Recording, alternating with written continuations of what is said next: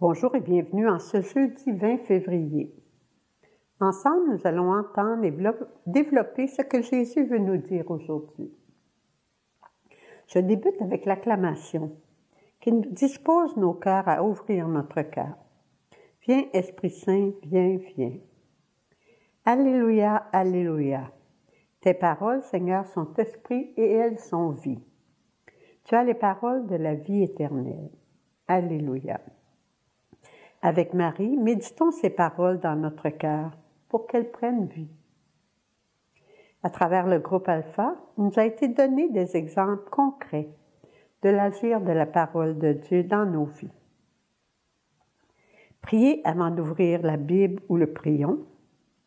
La lecture de la parole engendre la vie. Elle produit un changement. Elle guérit les blessures.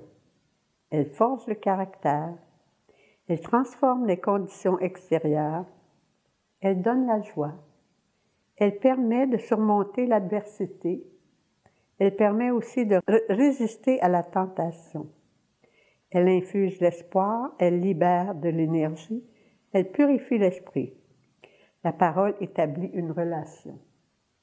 Dieu te parle. Viens, Esprit Saint, viens, viens.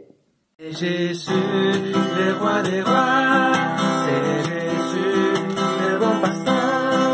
Alléluia, Alléluia, Alléluia, Alléluia, Amen. Évangile de Jésus-Christ selon saint Marc, chapitre 8, versets 27 à 33. En ce temps-là, Jésus s'en alla, ainsi que ses disciples, vers les villages situés aux environs de Césarée de Philippe. Chemin faisant, il interrogeait ses disciples. « Au dire des gens, qui suis-je? » Ils lui répondirent, « Jean le Baptiste. Pour d'autres, Élie. Pour d'autres, un des prophètes. » Et lui les interrogeait. « Et vous, que dites-vous? » Pour vous, qui suis-je? Pierre, prenant la parole, lui dit, « Tu es le Christ. » Alors il leur défendit vivement de parler de lui à personne. Il commença à leur enseigner qu'il fallait que le Fils de l'homme souffre beaucoup, qu'il soit rejeté par les anciens, les grands prêtres et les scribes, qu'il soit tué et que 3 jours après il ressuscite. Jésus disait cette parole ouvertement. Pierre, le prenant à part, se mit à lui faire de vifs reproches. Mais Jésus se retourna et voyant ses disciples, il interpella vivement Pierre. « Passe derrière moi, Satan. Tes pensées ne sont pas celles de Dieu, mais celles des hommes. » Parole du Seigneur, nous rendons grâce à Dieu.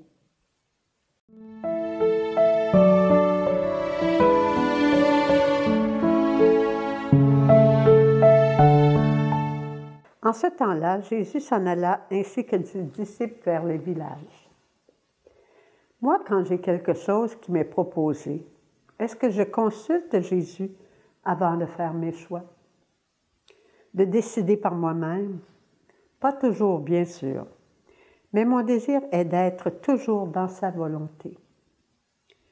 Que ferait Jésus à ma place? Chemin faisant, il interrogeait ses disciples.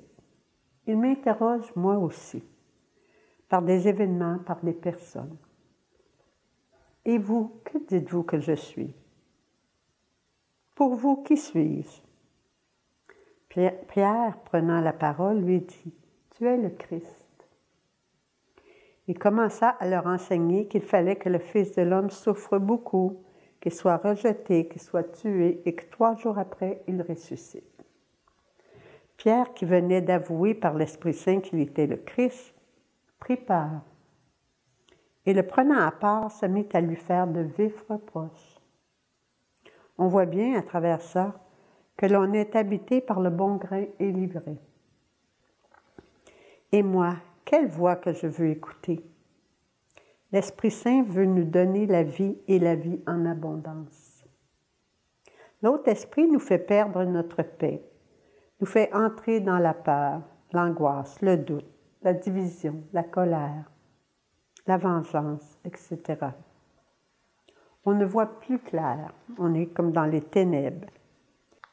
Merci Seigneur pour la prière, la louange, les sacrements, qui nous replacent dans la volonté de Dieu sur nous.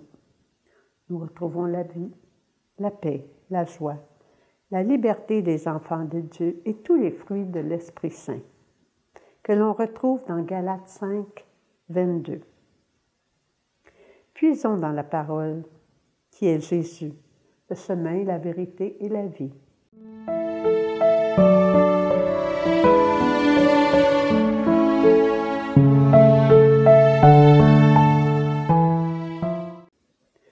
Merci Seigneur pour tous ces moyens que tu mets à notre disposition pour te rapprocher davantage de chacun de nous. On demande la bénédiction, que le Père nous bénisse, que le Fils vive en nous, que l'Esprit nous conduise dans l'amour et dans la paix. Très bonne semaine et à la prochaine. Merci.